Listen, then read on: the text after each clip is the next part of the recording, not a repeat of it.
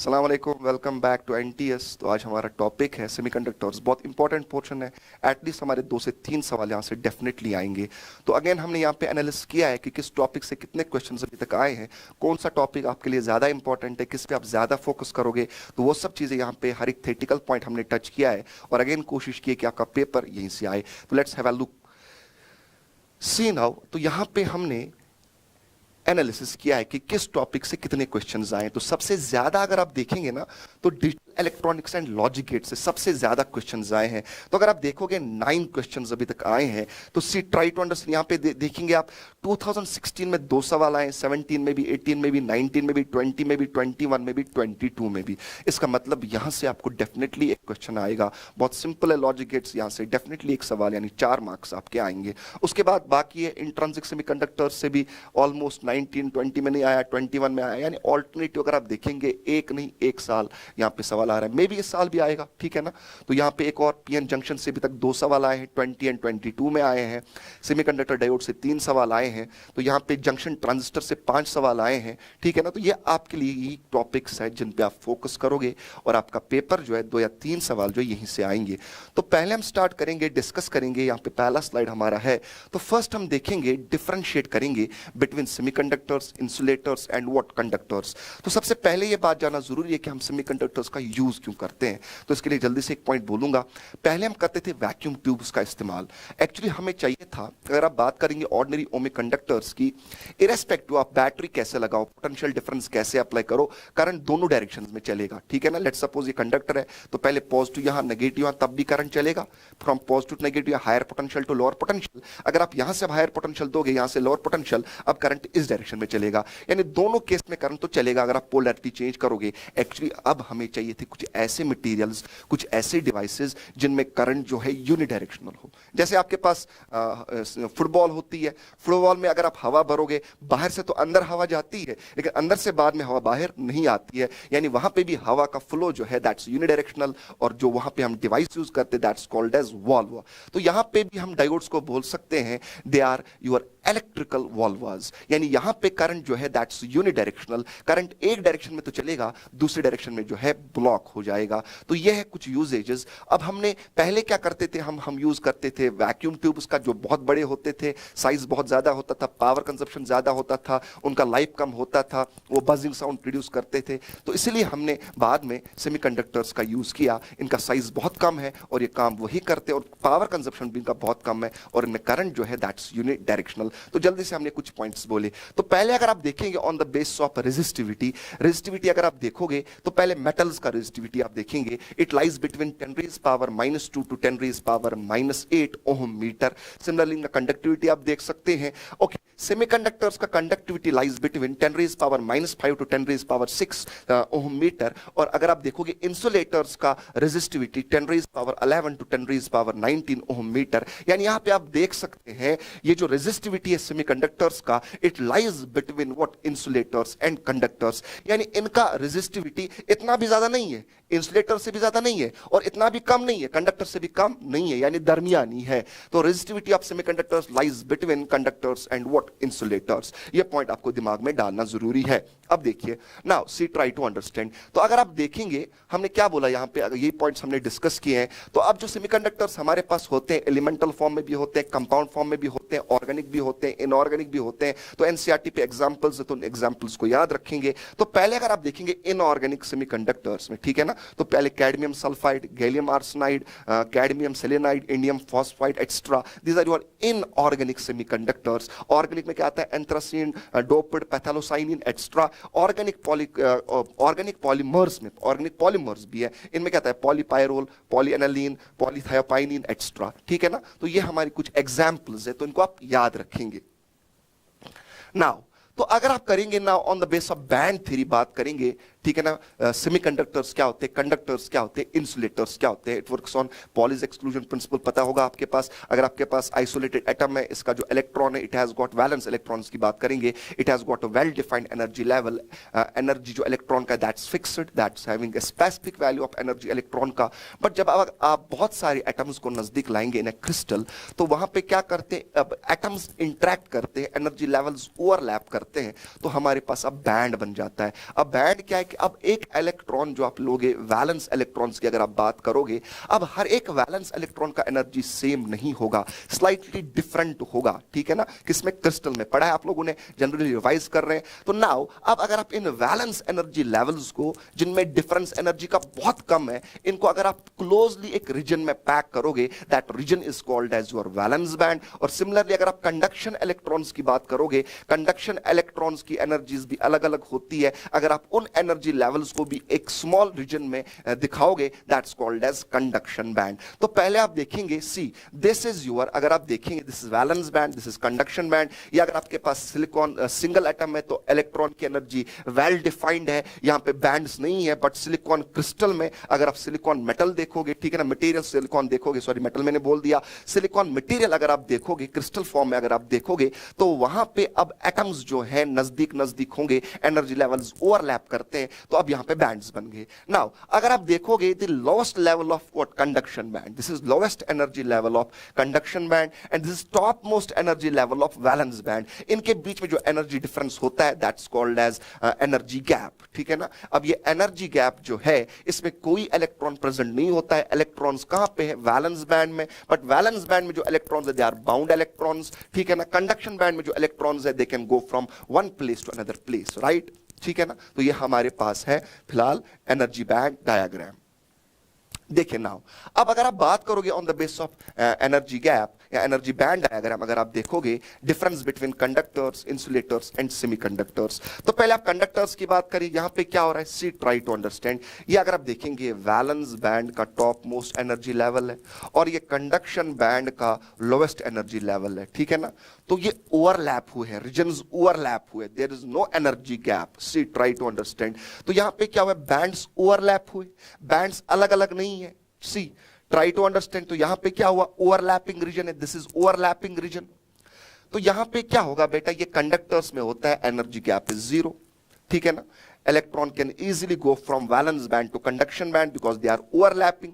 But अगर आप देखोगे, ये आपके पास सेमीकंडक्टर है, इनमें एनर्जी गैप जो है नियरली 1 इलेक्ट्रॉन वोल्ट्स। हाँ, 1 इलेक्ट्रॉन वोल्ट से या 0.1 इलेक्ट्रॉन वोल्ट से 3 इलेक्ट्रॉन वोल्ट्स तक इनका होता है एनर्जी गैप। किनका? सेमीकंडक्टर्स का। एग्जाम्पल दिया, एलिमेंटल सेमीकंडक्टर्स है सिलिकॉन, जर्मेनियम, और यहाँ पे आपका ये कंपाउंड सेमीकंडक्टर भी है, गैलियम आर्सेनाइड। तो ये अगर आप देखेंगे एनर्जी गैप है between conduction band and valence band, तो it's of the order of electron volts में हम बात करते हैं। तो इसका रेंज क्या होता है? 0.1 electron volt to 3 electron volts. But जो इंसुलेटर्स होते हैं, इनमें energy gap is very large, 3 electron volt से ज्यादा जिनमें एनर्जी गैप होगा, they are called as insulators. हम जल्दी से रिवाइज कर रहे हैं इन पॉइंट्स का। Now, देखिए, try to understand. Now, properties of semiconductors. Semiconductors में temperature coefficient is negative. इसका मतलब क्या हुआ? By increasing temperature, your resistivity decreases, your conductivity increases. But conductors में हमने पढ़ा है, उनका क्या होता है? Positive temperature coefficient already पढ़ा हुआ है, इनका negative होता है। इनका structure जो होता है, crystalline structure होता है, covalent bonding होता है, और इनका जो lattice structure होता है, face centered cubic इनका structure है, ठीक है ना। और इनका कंडक्टिविटी जो है या रेजिस्टिविटी जो है, it changes of the order of 10 raise power 5 magnitude में। अगर हम बात करेंगे, अगर आप इम्प्योरिटी ऐड करेंगे, दैट्स कॉल्ड एज डोपिंग, पढ़ा होगा आप लोगों ने, ठीक है ना। अब अगर आप देखेंगे, इनमें ग्रुप 4 में जनरली होते हैं। अगर उनका आप देखोगे, ये इनका पोजीशन पीरियड टेबल पे कहां पे है। फॉरबिडन गैप, एनर्जी गैप जो है, फॉरबिडन गैप भी इसका हम नाम बोलते हैं। वाई? बिकॉज उस रीजन में जो फॉरबिडन गैप है या एनर्जी गैप वाला रीजन है, region between valence band and conduction band, वहां पे कोई भी इलेक्ट्रॉन प्रेजेंट नहीं होता है, that's why that's called as forbidden gap. अगर आप देखोगे एनर्जी गैप जो है, मैंने पहले ही बोला था, 0.1 electron volt to 3 electron volt होता है energy gap in what? Semiconductors. Charge carriers क्या क्या होते हैं? इलेक्ट्रॉन्स एंड होल्स, ये आपको पता ही होगा। होल क्या होता है अभी आगे डिस्कस करेंगे, ठीक है ना। नाउ अगर आप देखेंगे सिलिकॉन एंड जर्मेनियम का, ये आपको याद रखना है, जर्मेनियम का एनर्जी गैप जो है, that is 0.7 electron volts. Silicon का से लिटिल ज्यादा है, 1.1 electron volts is energy gap in case of silicon. अब देखिए बेटा, प्रॉपर्टीज ऑफ होल, होल क्या होता है एक्चुअली, आपने पढ़ाई होगा, hole is vacancy of electron, electron निकल गया, कोवेलेंट बॉन्ड ब्रेक हो गया, वहां पे वैकेंसी ऑफ इलेक्ट्रॉन क्रिएट हुआ। अब ये होल जो है, अब ये फिजिकली तो कोई पार्टिकल है नहीं, इट्स वैकेंसी ऑफ इलेक्ट्रॉन। अब ये बिहेव करता है एज अ पार्टिकल जब आप एक्सटर्नल इलेक्ट्रिक फील्ड अप्लाई करोगे। अब अगर आप देखोगे, अगर ये बिहेव कर रहा है एज अ पार्टिकल, इसका मोबिलिटी भी होगा, mobility is less than mobility of electron, ठीक है ना। यहां पे मैंने बोला है it's a missing electron in valence band, right. It acts as, और remember it's in valence band, always in valence band, ठीक है ना। It acts as positive charge carrier, right. It acts as, है नहीं, इट एक्ट्स एज, ठीक है ना। It's effective mass, its effective mass is more than of electron, that's why its mobility is less that of electron, ठीक है ना। its mobility is less that of electron. Holes acts as virtual charges although there is no physical charge on it, ठीक है ना। virtual charges ये actually behave करते हैं charged particles but ये actually exist नहीं होते हैं as a particle, ठीक है ना। now अब अगर आप इंप्योरिटी ऐड करोगे, दैट्स कॉल्ड एज डोपिंग। दो तरीके के हमारे पास एक्सट्रिंसिक सेमीकंडक्टर्स होते हैं, N type and P type. N type में आप क्या करते हैं, आप पेंटावैलेंट इंप्योरिटी ऐड करते हो। तो आपने एन टाइप सेमीकंडक्टर में क्या किया, ये पहले इंट्रिंसिक सेमीकंडक्टर, तो Ne दैट्स कंसंट्रेशन या number density of electrons, NH is number density of holes, वो बराबर होते हैं, दैट्स Ni। तो Ni इज इंट्रिंसिकली या thermally generated concentration of electrons and holes, और वो बराबर होते हैं इंट्रिंसिक में। इंट्रिंसिक यानी जिसमें कोई भी इंप्योरिटी आपने ऐड नहीं की है। अब एक्सट्रिंसिक सेमीकंडक्टर दो टाइप्स के, N type and P type. अगर आप देखोगे एन टाइप जिसमें पेंटावैलेंट इंप्योरिटी ऐड किया जाता है, फास्फोरस से आर्सेनिक है, एंटीमनी है, इसमें क्या होगा, अब ये पेंटावैलेंट एटम्स जो हैं ये इलेक्ट्रॉन्स डोनेट करते हैं, there is creation of one more energy level, पढ़ा होगा आपने, that's called as donor energy level which is very close to conduction band, ठीक है ना। यानी उस एनर्जी लेवल से इलेक्ट्रॉन्स इजीली जा सकते हैं from that energy level to conduction band, right. तो अगर आप देखोगे इसमें number density of electrons is very large as compare to number density of holes. एक और होता है पी टाइप सेमीकंडक्टर। हाँ, अब एन टाइप में क्या होता है, majority carriers are electrons, your lattices are positively charged, पता होगा आप लोगों को। पी टाइप सेमीकंडक्टर में क्या होता है, अब आपने ट्राईवैलेंट इंप्योरिटी ऐड किया है, एक्सेप्टर एटम्स, यानी वो एटम्स जिनका वैलेंसी 3 है ऐड किया। एग्जांपल क्या आएगा, बोरॉन, इंडियम, एल्युमिनियम आएगा, ठीक है ना। बट हाँ, जब आप इंप्योरिटी ऐड करोगे ना, तो उसका इंप्योरिटी का साइज होना चाहिए सिमिलर या कंपेरेबल टू जो आप सेमीकंडक्टर ले रहे हो, सिलिकॉन ले रहे हो तो सिलिकॉन एटम के कंपेरेबल साइज होना चाहिए, या अगर जर्मेनियम है तो जर्मेनियम के साथ कंपेरेबल साइज होना चाहिए, ठीक है ना। तो यहां पे क्या होगा बेटा, यहां पे एक और एनर्जी लेवल क्रिएट होता है, that's called as acceptor energy level which is very close to what, valence band, पढ़ा होगा आप लोगों ने, ठीक है ना। तो वहां से आप वैलेंस बैंड से इलेक्ट्रॉन इजीली वहां जंप करते, तो वैलेंस बैंड में ज्यादा होल्स बनते हैं, तो यहां पे नंबर डेंसिटी ऑफ होल्स या concentration of holes is very large as compare to number density of electrons. तो यहां पे आप देख सकते हैं, हमने दिखाया यहां पे इंट्रिंसिक सेमीकंडक्टर्स, ओके। तो यहां पे दो होल्स, तो यहां पे दो इलेक्ट्रॉन्स आए, तो दो इलेक्ट्रॉन्स जंप कर गए from valence band to conduction band, यहां दो होल्स, वहां दो इलेक्ट्रॉन्स बन गए। तो जब आप पेंटावैलेंट देखते हो तो इसमें एक एनर्जी लेवल आ गया, this energy level, creation of one more energy level which is very close to what, your conduction band. अब ये तो पेंटावैलेंट इंप्योरिटी था, इसके पास 5 वैलेंस इलेक्ट्रॉन थे, 4 इसने यूज किया फॉर मेकिंग कोवेलेंट बॉन्ड्स, एक इलेक्ट्रॉन फिर भी बच गया, उसको ये डोनेट करेगा, तो एक एनर्जी लेवल आ गया, that's called as donor energy level which is very close to conduction band, or electrons can easily go from this energy level to conduction band. हाँ, intrinsically जो होता था electrons were jumping from valence band to conduction band, वो तो होगा ही। In addition to that अब एक और energy level आया, उससे electrons jump कर रहे हैं, तो यहाँ पे होल एक ही आप देख सकते हैं बट electrons बहुत ज्यादा है। Similarly अगर आप देखेंगे p टाइप या ट्राईवैलेंट इंप्योरिटी में क्या होता है, एक और एनर्जी लेवल आया बिकॉज आपने ट्राईवैलेंट इंप्योरिटी ऐड किया, उसका वैलेंसी 3 था, ठीक है ना, उसमें बैलेंस इलेक्ट्रॉन 3 थे, तो अब आपने उसको 4 इलेक्ट्रॉन्स चाहिए to make 4 covalent bonds with neighbouring silicons या जर्मेनियम्स, तो इलेक्ट्रॉन एक्सेप्ट करेगा, ठीक है ना। लैट्स पे चार्ज क्या आएगा, लैट्स पे चार्ज नेगेटिव आएगा, ठीक है ना। यहाँ पे लैट्स पे चार्ज क्या आएगा, पॉजिटिव, बिकॉज इलेक्ट्रॉन डोनेट कर दिया। तो यहाँ पे एक और एनर्जी लेवल आ गया called as acceptor energy level which is very close to your valence band, तो electrons are easily jumping from valence band to that energy level, ठीक है ना, to complete the octet of your trivalent impurity, right. तो यहां पे whole ज्यादा आ गए। हाँ, कुछ होल जो पहले होता था वो तो होगा ही, होल्स या electrons were jumping from valence band to conduction band, thermally जो हो रहा था, तो उससे यहां पे एक होल, यहां पे एक इलेक्ट्रॉन आया। इन एडिशन टू दैट अब यहां पे इलेक्ट्रॉन्स जंप कर रहे हैं to this energy level which is called as acceptor energy level, इससे भी यहां पे होल्स बन गए, यानी यहां पे होल्स बहुत ज्यादा है। Lattices are negatively charged, majority carriers are holes, यहां पे lattice are positively charge, majority carriers are electrons. तो यहां पे हमने लिखा है number density of electrons very large as compared to holes, number density of holes is very large as compared to number density of electrons, right? Okay, now see try to understand. देखिए बेटा समझना मेरी बात को। अब अगर आप देखोगे करंट किसकी वजह से आएगा, दोनों की वजह से आएगा, बिकॉज दोनों मोबाइल है, electron as well as hole. तो net current is I plus I H. यहां पे भी आएगा I plus I H, but यहां पे I H is very small as compare to I, because holes का नंबर बहुत कम है। तो यहां पे I is approximately equal to I. यहां पे current due to electrons is very small, because यहां पे इलेक्ट्रॉन्स बहुत कम है, होल्स बहुत ज्यादा है। तो यहां पे आई आएगा अप्रोक्सीमेटली आई एच। ये दोनों एक्सट्रिंसिक है, ये आपका इंट्रिंसिक है। और सिमिलरली अगर आप देखोगे ओवरऑल, पढ़ा है आप लोगों ने, ओवरऑल जो ये मटेरियल होगा, सैंपल होगा, it maintains neutrality, entirely neutral हर एक, ठीक है ना। यहां पे क्या होता है, जितने इलेक्ट्रॉन्स उतने होल्स। यहां पे मेजॉरिटी में इलेक्ट्रॉन्स, माइनॉरिटी में होल्स। यहां पे मेजॉरिटी में होल्स, माइनॉरिटी में इलेक्ट्रॉन्स। नाउ ठीक है ना बेटा। लॉ मास एक्शन बहुत इंपॉर्टेंट है, एनसीईआरटी पे सवाल भी है। अब अगर आप देखोगे ये क्या बोलता है, एट थर्मल इक्विलिब्रियम क्या बोलता है, नंबर डेंसिटी ऑफ इलेक्ट्रॉन्स, ये आप याद रखेंगे। Number density of electrons या concentration of electrons into concentration of holes is always constant at thermal equilibrium। और ये किसके बराबर होता है, intrinsically produced electrons या holes का concentration का स्क्वायर। Remember this, ये Ni क्या है, intrinsically या thermally produced electrons का concentration या holes का concentration। This is intrinsically, I लिखा हुआ है। Ne is what, number density of electrons, NH क्या है, number density of holes या concentration of holes, ठीक है ना बेटा। This is your law of mass action. इस पे सवाल आगे करेंगे इंशाल्लाह, ठीक है ना। नाउ देखिए, नाउ आपको पता है होगा current density and drift velocity के बीच में रिलेशन, ठीक है ना। I is equal to N EVD, तो ए डिवाइड में लाए तो J is equal to N EVD, right. तो वीडी के बदले क्या आएगा, drift velocity of electrons plus drift velocity of holes. Charge तो दोनों का सेम है, होल्स एंड इलेक्ट्रॉन्स दोनों का चार्ज तो सेम है। नाउ देखिए कंडक्शन इन सेमीकंडक्टर्स, अगर आप देखेंगे इंट्रिंसिक में क्या होता है, Ne is equal to NH, पहले ही बोला आप लोगों ने, ठीक है ना। J किसके बराबर, J किसके बराबर, NeVD। अब VD किसका आएगा, दोनों का आएगा। N आएगा पहले किसका, ट्राई टू अंडरस्टैंड, इंट्रिंसिक है तो मैं ऐसे लिख सकता हूं ना, J बराबर आएगा NeVD। तो जरा बताओ J बराबर आएगा ना, इलेक्ट्रॉन्स का क्या आएगा, Ne, number density of electron, साथ में E और drift velocity of electrons, plus आएगा ना, जरा मुझे बताए current density due to holes किसके बराबर आएगा, NH। चार्ज तो उसका भी E है, साथ में क्या आएगा, V ऑफ H।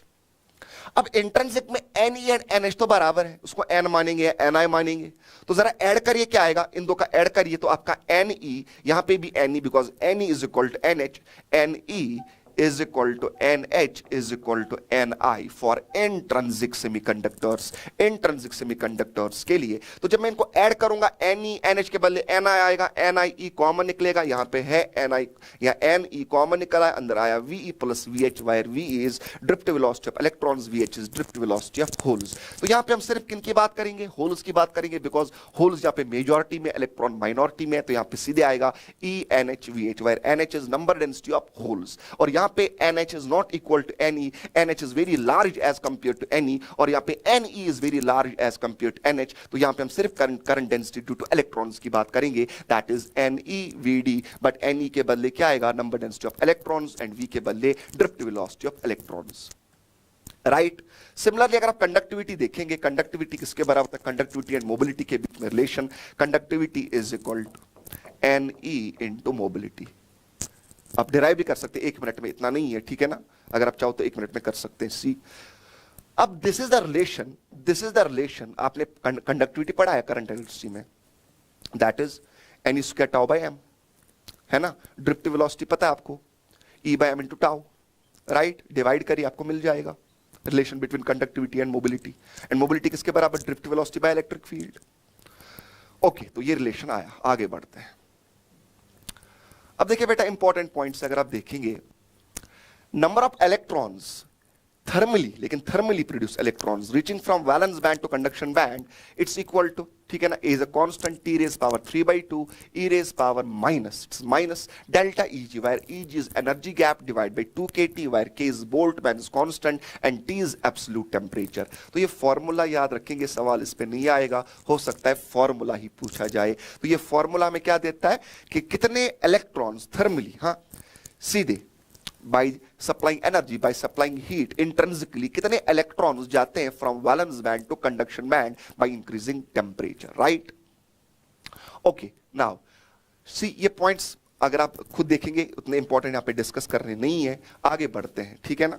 ना पीएन जंक्शन क्या होता है, आपको पता ही है पीएन जंक्शन क्या होता है, तो आपको जल्दी से रिवाइज करा देते हैं। तो अगर आपने P type semiconductor and N type semiconductor sandwich किया, इधर सैंडविच किया, एक दूसरे के साथ मिलाया, ठीक है ना, that's called as PN junction. तो वहां पे क्या होता है, बैरियर पोटेंशियल बन जाता है, ठीक है ना, एक डिप्लीशन लेयर बन जाता है, वहां पे बैरियर पोटेंशियल का क्रिएशन होता है, इलेक्ट्रिक फील्ड का क्रिएशन होता है। P type and N type देखेंगे आप, तो अगर आप पी टाइप देखेंगे वहां पे लैटिस तो नेगेटिवली चार्ज थे, एन टाइप में लैटिस तो पॉजिटिवली चार्ज थे। तो जब आप P and N type semiconductor को सैंडविच करोगे together like this is p type, this is n type, there is creation of and there is creation of depletion layer, there's creation of this region called as depletion region। और यहाँ पे positively lattices होते हैं n type में, तो ये positively side बन जाएगा, ये negatively side बन जाएगा।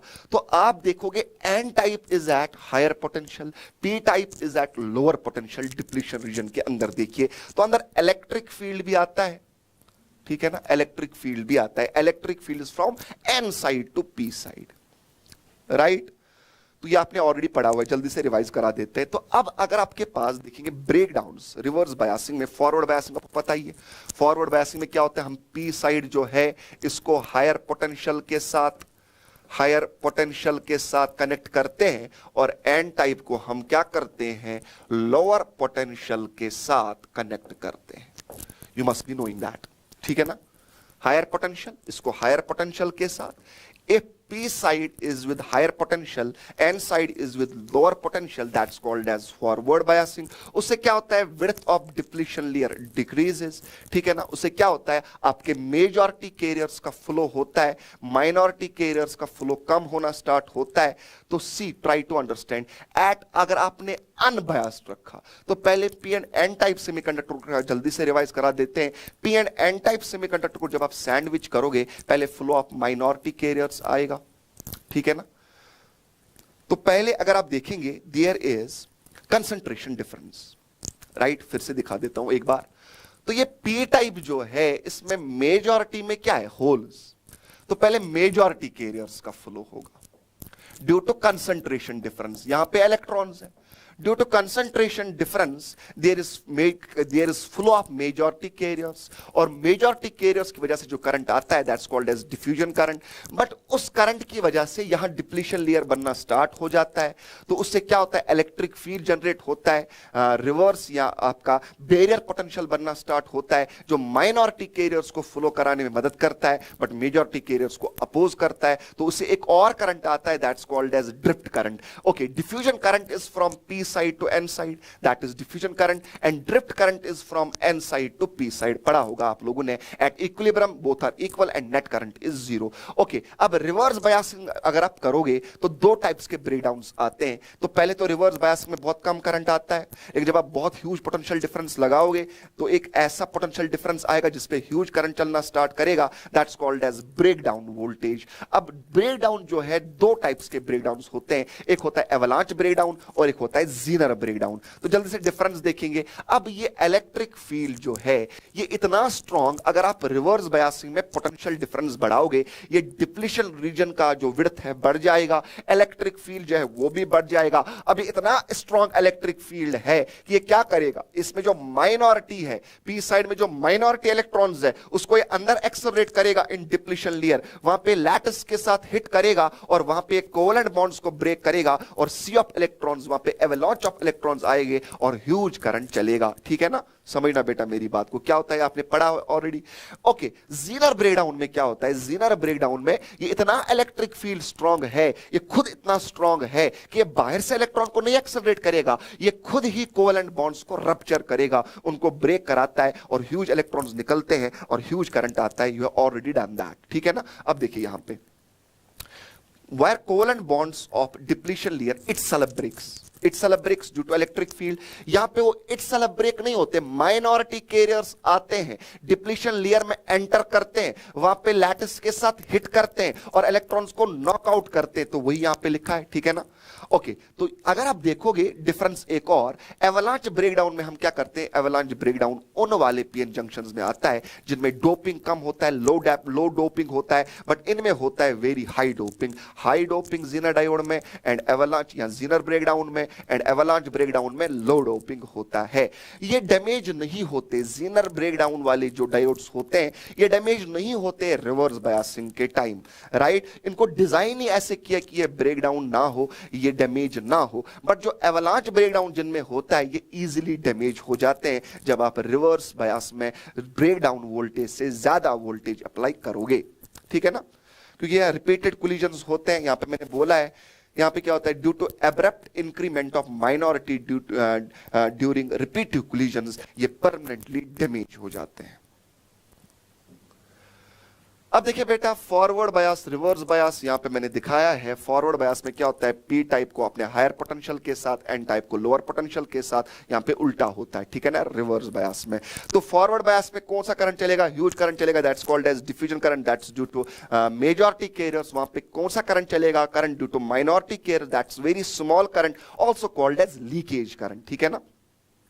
They do not offer high resistance forward bias में, जब आप forward bias में PN junction को लगाओगे, they do not offer what? They do not offer high resistance, but जो reverse bias में जब आप लगाते हो, they offers huge resistance, and ideal diode तो infinite resistance दिखाता है reverse biasing में, and forward biasing में zero resistance, but ideal, ठीक है ना।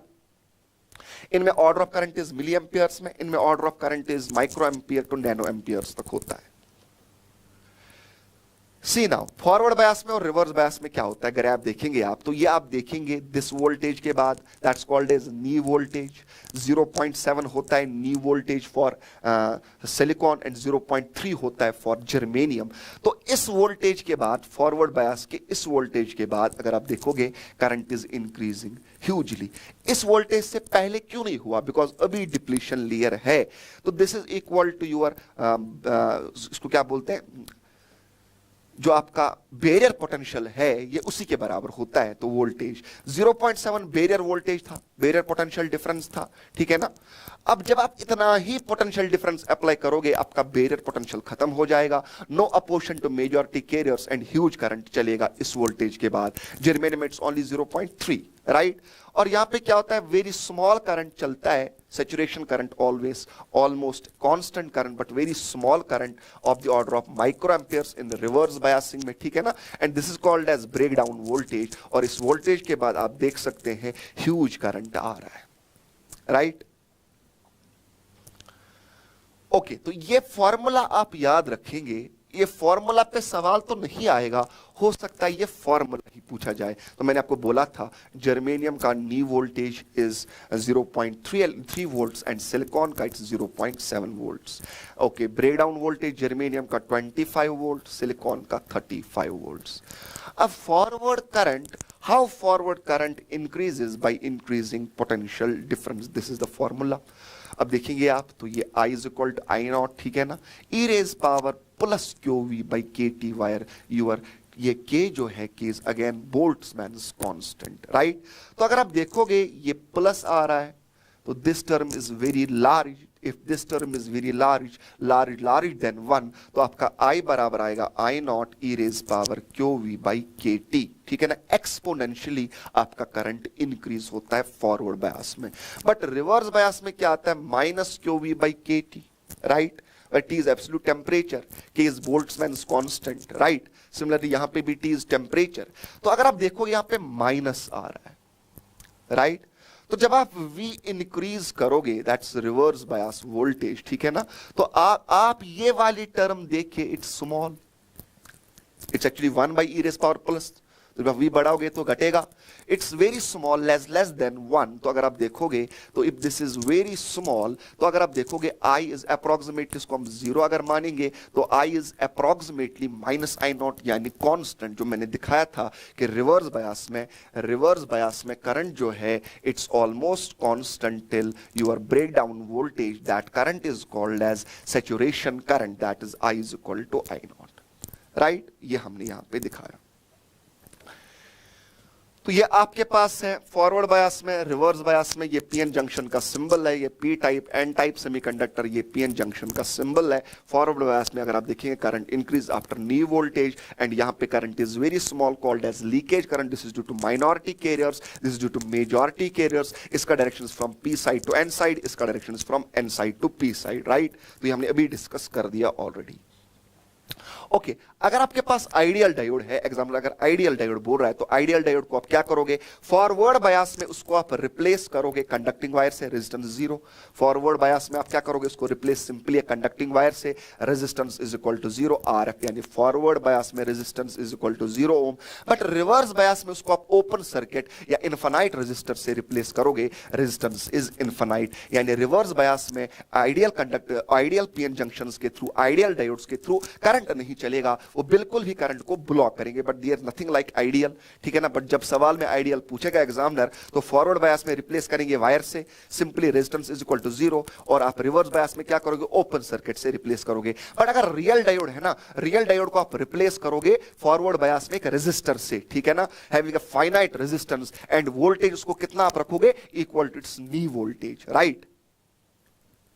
चलिए बेटा, तो यहां पे कुछ गोल्डन की पॉइंट्स है, विड्थ ऑफ डिप्लीशन लेयर, ठीक है ना, ये आप देख सकते हो, राइट। ये पॉइंट्स आप पढ़ेंगे खुद, सिंपल पॉइंट्स हैं, हमने ऑलरेडी इनको डिस्कस किया हुआ है।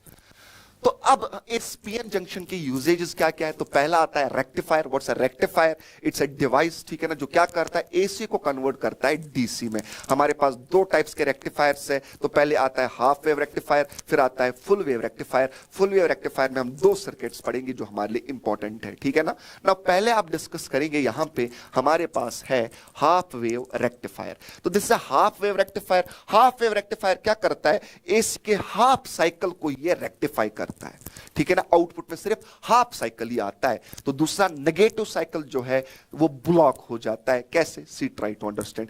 तो आपने एक डायोड लगाया, आइडियल डायोड मानेंगे 2 मिनट के लिए, ठीक है ना, और ये आपने ट्रांसफार्मर लगाया, एसी सप्लाई दिया। तो पहले आपने पॉजिटिव दिया, पोलैरिटी रिवर्स हो जाता है, आपको पता ही है एसी में, दिस इज नेगेटिव। तो अगर आप देखोगे ये डायोड जो है ये बन गया forward bias, because P side, this is P side, this is N side. P side is connected with higher potential, तो it will allow your first positive cycle. जो फर्स्ट पॉजिटिव साइकिल था वो अलो हुआ और करंट चलेगा from A to B, ठीक है ना। तो आपने ये पॉजिटिव साइकिल दिया और ये अलो भी हो गया, डायोड ने अलो कर दिया, करंट ऐसे चलेगा। अब इसके बाद क्या होगा, इसके बाद अब आपका पोलैरिटी जो है वो रिवर्स होने वाला है। रिवर्स मतलब क्या होगा, अब ये बनेगा नेगेटिव और ये बनेगा पॉजिटिव। अब जब ये नेगेटिव बन गया तो बताओ क्या हो गया, ये तो रिवर्स बायस हो गया। रिवर्स बायस में इसको क्या करोगा, ओपन सर्किट से रिप्लेस, यानी कोई करंट नहीं चलेगा, यानी जो नेगेटिव साइकिल आपने लगाया वो नेगेटिव साइकिल मिला ही नहीं। आप चेक करिए, मिला ही नहीं। पॉजिटिव साइकिल तो आया, फिर से क्या होगा, रिपीट होगा। अब फिर से पोलैरिटी एसी का चेंज होगा। अब फिर से क्या होगा, ये पॉजिटिव या नेगेटिव, फिर से ये फॉरवर्ड बायस करंट एलो करेगा और फिर से जो पॉजिटिव साइकिल है वो भी एलो हो गया, राइट। तो अगर आप देखोगे जितना टाइम इसको एक साइकिल कंप्लीट करने में लगा, इसका भी एक साइकिल यहां से यहां तक उतने ही टाइम में कंप्लीट हुआ, यानी frequency is same input and output का हाफ वेव रेक्टिफायर में। आगे ये पॉइंट मैं फिर से डिस्कस करूंगा। नाउ फुल वेव रेक्टिफायर क्या होता है, ये negative as well as positive cycle को बाहर निकालेगा, ठीक है ना, रेक्टिफाई करेगा, यानी ये दोनों साइकिल्स, एसी के दोनों साइकिल्स को ये कन्वर्ट करेगा डीसी में। See how. अब आपने ऊपर और नीचे डायोड लगाया और बीच में आपने एक रेजिस्टर लगाया, ए टू बी आप देख सकते हैं पॉइंट। चाहे कुछ भी करो, चाहे पोलैरिटी चेंज होगा ना, current will always go from A to B. आप देखेंगे कैसे, ठीक है ना। See try to understand. तो पहले फिर से पॉजिटिव नेगेटिव, ये क्या होगा फॉरवर्ड बायस, ये क्या हो जाएगा रिवर्स बायस, ये क्या करेगा एलो, तो करंट यहां से यहां जाएगा, यहां से वापस आ गया, सर्किट कंप्लीट। तो बताओ क्या करंट आया रजिस्टर के थ्रू? हाँ। Point A is higher potential, point B is lower potential. तो पॉजिटिव साइकिल दिया, पॉजिटिव साइकिल एलो हुआ, D1 ने एलो किया। तो पहला साइकिल D1 ने एलो किया। उसके बाद क्या होगा? उसके बाद पोलैरिटी चेंज होगा। करिए पोलैरिटी चेंज। अब उसके बाद क्या होगा? ये नेगेटिव बन गया, ये पॉजिटिव बन गया। अब बताइए अब क्या होने वाला? ये बन गया रिवर्स बायस, ये बन गया फॉरवर्ड बायस। अब करंट ऐसे चलेगा, यहां से ऐसे आएगा, फिर से करंट यहां पे सर्किट कंप्लीट हुआ। Again current goes from A to B. तो आप कुछ भी कर लो, चाहे ऊपर वाला डायोड यूज हो रहा है, चाहे नीचे वाला यूज हो रहा है, current is always goes from going from A to B. तो A is my higher potential, B is my lower potential. तो मुझे नेगेटिव तो आपने दिया साइकिल, लेकिन आउटपुट तो मैंने यहां से यहां उठाया ना, यहां ए और बी से मैंने आउटपुट उठाया। तो जब मैं आउटपुट उठा रहा हूं, this is always higher potential, this is always lower potential. चाहे पॉजिटिव साइकिल आ रहा है, चाहे नेगेटिव साइकिल आ रहा है, मेरा A is always at higher potential, मेरा B is always at lower potential. तो मुझे ये पॉजिटिव साइकिल्स ही मिलेंगे। तो positive cycle as well as negative cycle allow हुआ। अब यहां पे आप चेक करिए, जितना टाइम इसको एक साइकिल कंप्लीट करने में इनपुट को लगेगा, उतने टाइम में ये अपने अब दो साइकिल्स कंप्लीट करेगा। यानी frequency of output is double in full wave rectifier as that of what? Input. चलिए अब ये एक और है ब्रिजिंग सर्किट, इस पे सवाल आ सकता है आपको, ठीक है ना। ब्रिजिंग सर्किट ये जो है, ये भी हम यूज करते फुल वेव रेक्टिफायर में। ऐसे हमने 4 डायोड्स यूज किए हैं, ठीक है ना। D1 D2, इन दो के पॉइंट आप देखिए, पॉइंट्स जो है ये एरो हेड्स जो है एक डायरेक्शन में है, और नीचे वाले जो है इनके अगर आप देखोगे ये बैक साइड्स मिल रहे हैं, इनके पॉइंटेड साइड्स मिल रहे हैं। तो यहां से अब बैक साइड्स मिलाइए, यहां से पॉइंटेड साइड्स मिलाइए, ठीक है ना। और आप क्या करेंगे? इन दो को आप डायगोनली अपोजिट जो ये 2 पॉइंट्स हैं, इनको आप इनपुट दीजिए और टॉप एंड बॉटम से आप आउटपुट उठाइए। That's your bridging circuit, remember this, ठीक है ना। तो कैसे करना है? 2 डायोड्स को ऐसे रखना है, एरो हेड मिलाने हैं, और 2 डायोड्स को ऐसे रखना है, और इनके एरो हेड नहीं, इनके आपको पीछे वाले साइड या पी साइड्स मिलाने हैं। नाउ आपने एसी दिया, ठीक है ना बेटा, या आपने यहां से लगाया लोड रेजिस्टर। तो चाहे आप कुछ भी करो, current will always go from this point A to this point B. तो पहले पॉजिटिव साइकिल आया, चलो ठीक है, जल्दी से देखेंगे। ये पॉजिटिव साइकिल आया पहले, तो पॉजिटिव नेगेटिव पोलैरिटी पहले एक है। तो बताओ कौन फॉरवर्ड बायस हुआ? तो ये पॉजिटिव आएगा और ये वाला नेगेटिव आएगा। तो बताओ कौन फॉरवर्ड बायस, कौन रिवर्स बायस? ये वाला आ गया forward bias, P is connected to higher potential। ये वाला रिवर्स बायस ब्लॉक करेगा, ये वाला रिवर्स बायस ब्लॉक करेगा, ये वाला भी तो फॉरवर्ड बायस आया ना। N is connected with lower potential। तो बताओ अब क्या होगा? करंट यहां से आया, यहां करंट गया, ठीक है ना बेटा, यहां से करंट गया, यहां वापस आया, यहां से गया, यहां से गया, यहां से वापस आया, यहां से वापस, सर्किट कंप्लीट। तो कहां से कहां करंट गया? ए टू बी। तो पहला पॉजिटिव साइकिल आपने दिया, एलो हो गया। किसने एलो किया? D1 एंड D4 ने। तो D1 एंड D4 ने एलो किया। उसके बाद पोलैरिटी चेंज करिए। तो बताइए अब क्या होगा? तो जब आप पोलैरिटी चेंज करोगे, now let me reverse the polarity, तो बताइए अब क्या होगा? अब अगर मैं पोलैरिटी चेंज करूं, अब ये नेगेटिव, ये पॉजिटिव, नेगेटिव, ये पॉजिटिव आ गया।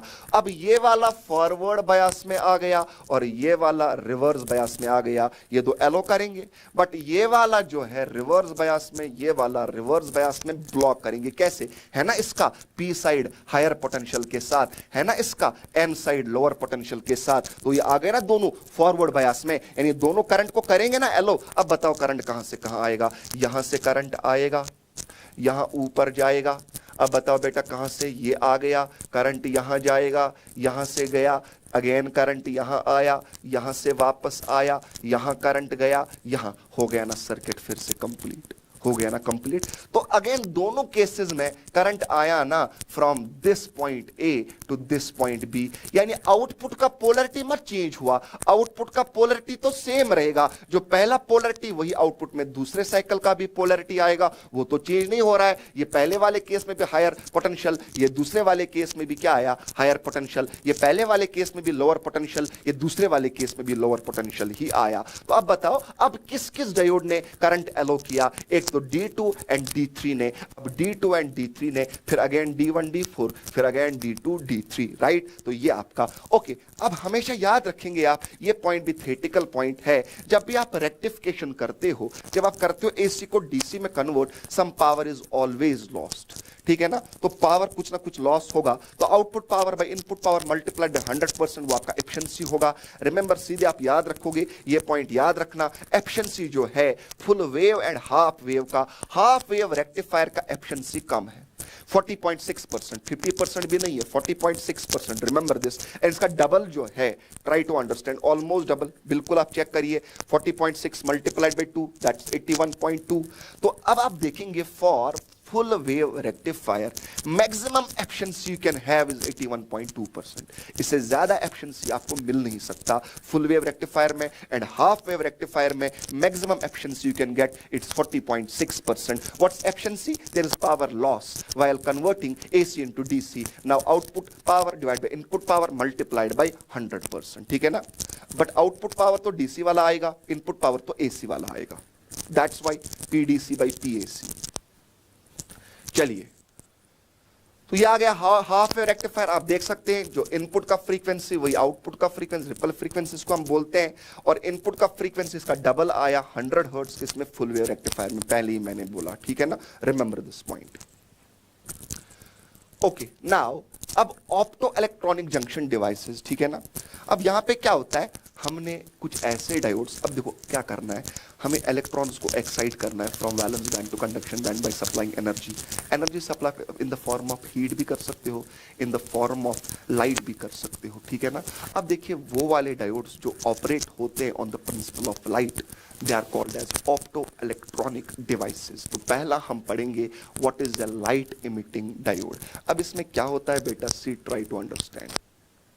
इसमें क्या होता है, तो आपने जो लिया है ना एक पीएन जंक्शन, आपने जब इसको यूज करना है तो आप इसको यूज करोगे फॉरवर्ड बायसिंग में। रिमेंबर दिस, जो आपका लाइट इमिटिंग डायोड है it works under what, forward bias. Remember this point, यह आपको ऑब्जेक्टिव थ्योरेटिकल आ सकता है। It works under what, forward biasing. अब जब आपने क्या किया, पी को हायर पोटेंशियल के साथ, एन को लोअर पोटेंशियल के साथ, there is flow of majority carriers, but at the boundary of junction they recombine, electron holes recombine, and when they recombine they emit energy in the form of light, and that's called as light emitting diode। तो ये LED है, light emitting diode का symbol, ये arrows यानी light बाहर निकल रहा है। तो हम इनको ना बहुत सारे काम में यूज कर सकते हैं, बर्गुलर अलार्म्स में यूज कर सकते हैं, रिमोट कंट्रोल्स में। आपने देखा होगा आपके घर में रिमोट कंट्रोल है, बटन तो आप दबाते हो लाइट नहीं निकलती है, तो वो बटन, वो बल्ब जो उस पे ऊपर लगा हुआ वो लाइट क्यों नहीं दे रहा है बाहर, एक्चुअली वहां से इमिट हो रही है रेडिएशन, बट वो विजिबल बैंड में नहीं है, वो इंफ्रारेड में है। उसके लिए हम गैलियम आर्सेनाइड का इस्तेमाल करते हैं। गैलियम आर्सेनाइड का एनर्जी गैप इज 1.4 इलेक्ट्रॉन वोल्ट्स। तो वो गैलियम आर्सेनाइड अगर आप एलईडी बनाने में यूज करोगे तो आपको इंफ्रारेड लाइट मिलेगी। हमारे पास गैलियम आर्सेनाइड ऐसे हमारे पास यहाँ पे गैलियम आर्सेनाइड एंड फॉस्फाइड, ये वाले आपके पास होते हैं सेमीकंडक्टर्स, एलईडीज, जिनका हम यूज करते हैं टू मेक एलईडीज जो लाइट इमिट करेंगे इन विजिबल रीजन। एग्जांपल मैं दूंगा एक, गैलियम आर्सेनाइड 0.6, फॉस्फाइड 0.4। इसका energy gap is almost 1.9 electron volt, sources NCERT, ठीक है ना। तो ये वाला जो है ना ये रेड लाइट इमिट करता है। तो अगर आपको बनाने हैं एलईडीज जो विजिबल लाइट इमिट करे तो इनका एनर्जी गैप जो होना चाहिए सेमीकंडक्टर्स का, that should be very close to 1.8 electron volts, right. तो यहां पे मैंने लिखा है 1.8 इलेक्ट्रॉन वोल्ट्स तो 3 इलेक्ट्रॉन वोल्ट्स। चलिए बेटा, नाउ एक और आता है फोटो डायोड। एलईडी में आपने क्या देखा, फॉरवर्ड बायस में यूज करना है, हाईली डोप्ड है। अब यहां पे आप क्या करते हो, जो आपके पास फोटो डायोड है यहां पे आप एनर्जी सप्लाई करोगे, और आप एनर्जी सप्लाई करोगे इन द फॉर्म ऑफ रेडिएशन, और आप लगाओगे इस फोटो डायोड को हमेशा इन रिवर्स बायसिंग में, क्योंकि आपको करंट मेजर करना है ड्यू टू लाइट जो आपने इसके ऊपर डाली। अगर आप फॉरवर्ड बायस में लगाओगे, फॉरवर्ड बायस में करंट तो ह्यूज चलेगा, due to forward biasing majority carriers flow करेंगे। बट यहां पे क्या होगा, लाइट की वजह से एक्चुअली हम क्या करते हैं, पीएन जंक्शन लिया, इसको हम एनकैप्सूल करते हैं एक ग्लास चेंबर में, इसके ग्लास विंडो होती है जहां से लाइट अंदर जाती है इनसाइड द डिप्लीशन लेयर। वहां पे क्या होता है, वहां पे होता है पहले ये जो लाइट है इसके फोटॉन्स की एनर्जी इतनी है कि ये इलेक्ट्रॉन होल्स को क्रिएट करेगा। तो पहला स्टेप होता है इलेक्ट्रॉन होल्स का क्रिएट होना। दूसरा स्टेप क्या है, वहां पे जो इलेक्ट्रिक फील्ड है वो उनको रिकम्बाइन नहीं होने देता, तो वो क्या करेगा, वो आपके होल्स को कहां सेंड करेगा, होल्स को वो करेगा send to P side, right, because P side जो दैट्स नेगेटिवली चार्ज्ड, तो होल्स वहां सेंड हो जाएंगे, electrons are send to what, N side. तो उससे क्या होगा, there is flow of minority carriers. तो वो फ्लो ऑफ माइनॉरिटी कैरियर्स की वजह से करंट आएगा। जितने ज्यादा आप फोटॉन्स डालोगे उतने ज्यादा माइनॉरिटी कैरियर्स बनेंगे, उतने ज्यादा माइनॉरिटी कैरियर्स का फ्लो होगा और उतना ज्यादा आपका करंट आएगा। तो दैट इज व्हाई हम इसको कहां यूज करते हैं, रिवर्स बायसिंग में, ताकि हम डिटेक्ट कर सके क्या कि माइनॉरिटी कैरियर्स की वजह से कितना करंट आया। अगर आप फॉरवर्ड बायस में लगाओगे तो वहां पे तो पहले ह्यूज करंट आएगा ना, ड्यू टू मेजॉरिटी कैरियर्स, इनकी वजह से तो बहुत कम करंट आएगा। तो यू कैन नॉट डिफरेंशिएट कि माइनॉरिटी की वजह से कितना करंट आया, बिकॉज एक साइड तो बहुत ज्यादा करंट आया, एक साइड से बहुत कम करंट आया, तो आप डिटेक्ट ही नहीं कर पाओगे वेरी स्मॉल करंट को। तो सिंपल सी बात ये बोलूंगा, आप याद रखोगे, जो आपका ये फोटो डायोड है इसको आप हमेशा यूज करते हो रिवर्स बायसिंग में, और जितना ज्यादा लाइट का इंटेंसिटी होगा उतना ज्यादा रिवर्स बायस में करंट चलेगा। तो जितना ज्यादा more the intensity of light more is the current, I3 is greater then I2 is greater then I1, ठीक है ना बेटा। आगे बढ़ते हैं। नाउ अब हमारे पास सोलर सेल है। तो सोलर सेल में क्या होता है, ये इसका कंस्ट्रक्शन है, तो इस पे ये ग्राफ इंपॉर्टेंट है, तो जल्दी से देखेंगे। सोलर सेल में क्या होता है, अगेन हमारे पास इसमें 3 स्टेप्स होते हैं, रिमेंबर। तो पहले होता है again creation of electron hole pairs, दूसरा तो उनका सेपरेशन, और तीसरा होता है कलेक्शन। कलेक्शन कौन करता है अभी हम देखेंगे, बैक मेटल होता है और ये फिंगर मेटल्स होते हैं। तो आपके पास ये एन टाइप सेमीकंडक्टर है और ये पी टाइप सेमीकंडक्टर है, और इनका विड्थ है ना, इस एन टाइप का विड्थ बहुत कम है, ऑलमोस्ट 0.3 माइक्रोमीटर, और जो ये पी टाइप है इसका जो विड्थ है दैट्स 300 माइक्रोमीटर, यानी ये बहुत मोटा है, ये बहुत पतला है। ये पतला क्यों रखा, ताकि जब लाइट इस पे पड़े वो अंदर जा सके, वो बीच में ही एब्जॉर्ब ना हो, वो अंदर आपके डिप्लीशन रीजन तक पहुंच सके, इसलिए इसका थिन होना बहुत जरूरी है। इसके ऊपर ये मेटालिक फिंगर्स लगे हैं जो इलेक्ट्रॉन्स को कलेक्ट करते हैं, और ये मेटल फिंगर्स जो है ना, इन्हें बहुत कम साइज ऑक्यूपाई किया है ताकि ज्यादा से ज्यादा लाइट पड़े। इसने कितना साइज ऑक्यूपाई किया होता है, लेस देन 15%, लेस देन 15% ये ऑक्यूपाई करते हैं। एनसीईआरटी आप देख सकते हो, ठीक है ना। और ये बैक मेटल है, ये भी आपके चार्ज कैरियर्स को कलेक्ट करता है, और ये मेटालिक फिंगर्स जो हैं ये भी कलेक्ट करते हैं चार्ज कैरियर्स को। तो देखो होता क्या है, लाइट जब पड़ी, लाइट के फोटॉन्स की energy is greater then energy gap, तो जब वो जाएंगे डिप्लीशन लेयर में, वहां पे इलेक्ट्रॉन होल्स बन जाएंगे, वहां पे इलेक्ट्रिक फील्ड है। तो इलेक्ट्रिक फील्ड क्या करेगा बेटा, समझना मेरी बात को, ये अनबायस्ड। तो आपका एलईडी जो होता है, एलईडी फॉरवर्ड बायस में, फोटोडायोड जो दैट्स रिवर्स बायस, बट ये अनबायस्ड होता है, रिमेंबर दिस, ना फॉरवर्ड ना रिवर्स बायस। तो यहां पे तो पहले डिप्लीशन लेयर होगा, वहां पे इलेक्ट्रिक फील्ड भी होगा। तो डिप्लीशन लेयर में जब इलेक्ट्रॉन होल्स बन जाएंगे तो इलेक्ट्रिक फील्ड को अलग अलग करेगा, इलेक्ट्रॉन्स को सेंड करेगा टू एन साइड और होल्स को सेंड करेगा टू पी साइड, करेगा ना। तो यहां पे यानी माइनॉरिटी कैरियर्स का फ्लो हुआ, बिकॉज माइनॉरिटी तो होल्स जाते हैं ना from N side to P side.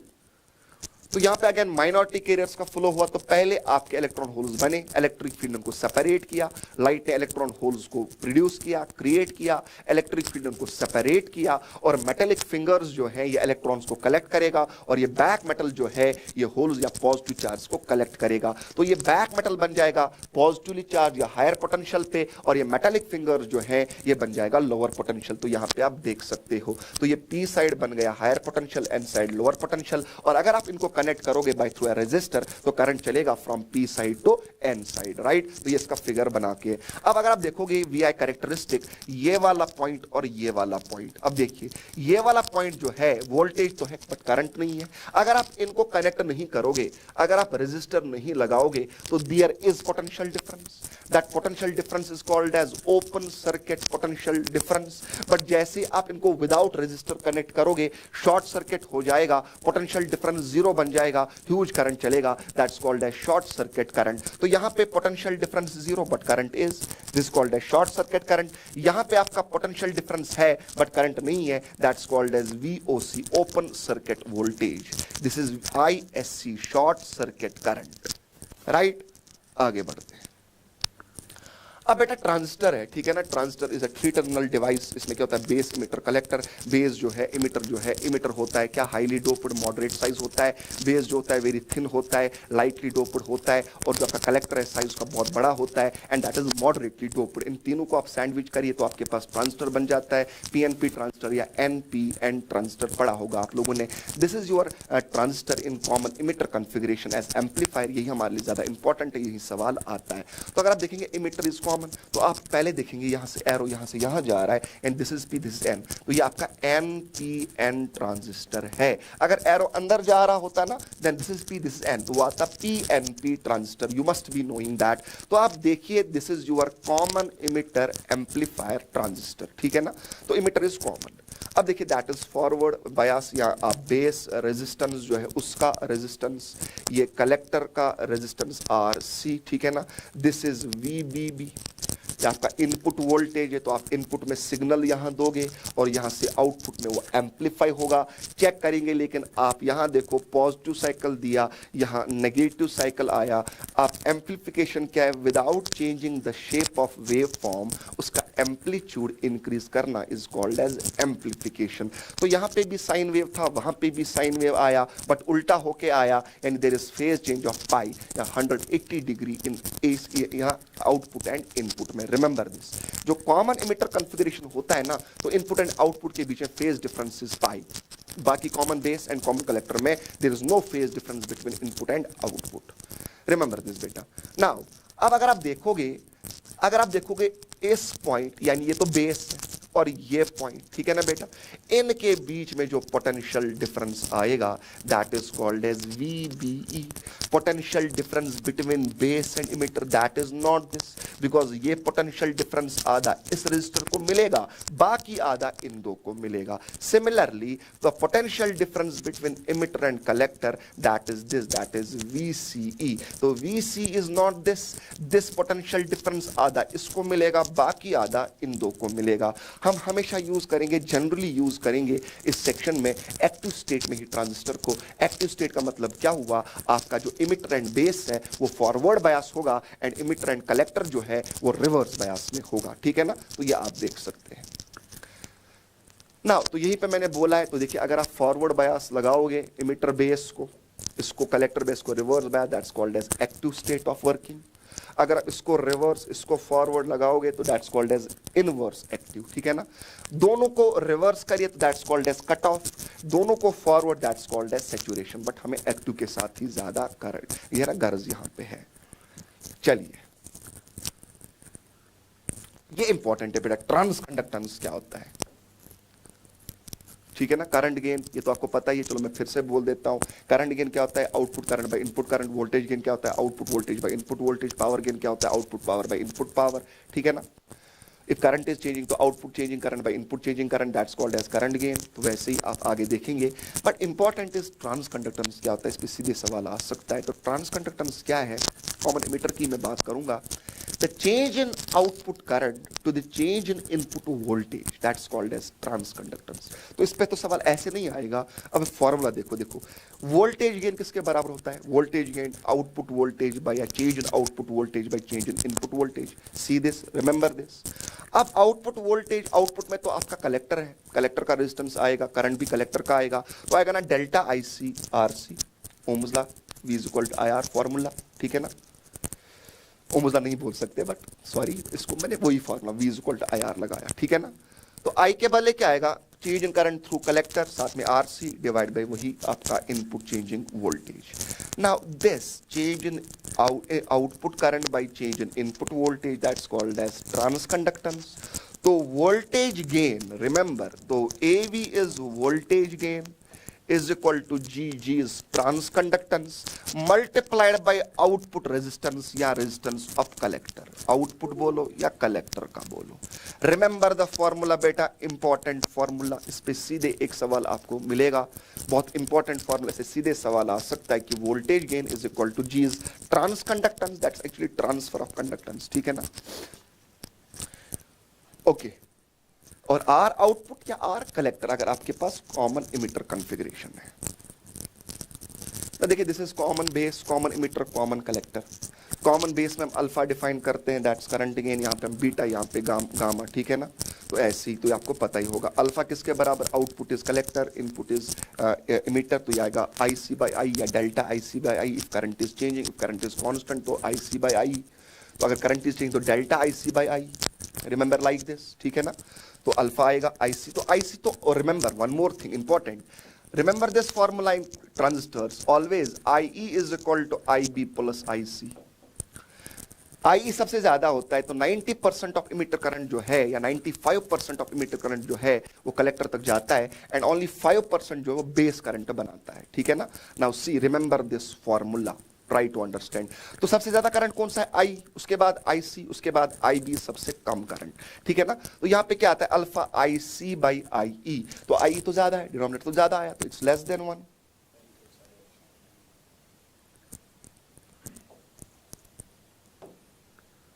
ये था एमी10 सॉरी. अब देखिए सी ट्राई टू अंडरस्टैंड. तो अब ये वाला देखिए आप, कॉमन इमिटर में क्या आएगा, कॉमन इमिटर में output current is your collector current and input current is your base current. तो आईसी बाय आईबी या डेल्टा आईसी बाय आईबी आएगा आपका बीटा. ठीक है ना? अब यहाँ पे आईसी बाय आईबी आए, न्यूमरेटर ज्यादा डिनोमिनेटर कम, तो ये आएगा greater than 1. Remember this alpha is less than 1, this is greater then 1. यहाँ पे क्या आएगा, IE bye IB, again IE IB से ज्यादा, ये भी आएगा ग्रेटर देन 1 गामा. ठीक है ना? Similarly voltage gain, power gain. ठीक है ना? Voltage gain output power by input power. तो सिमिलरली आप देख सकते हैं, ये इंपॉर्टेंट है, चेक करिए. Phase difference same phase, common base में, कॉमन कलेक्टर में भी same phase, input and output.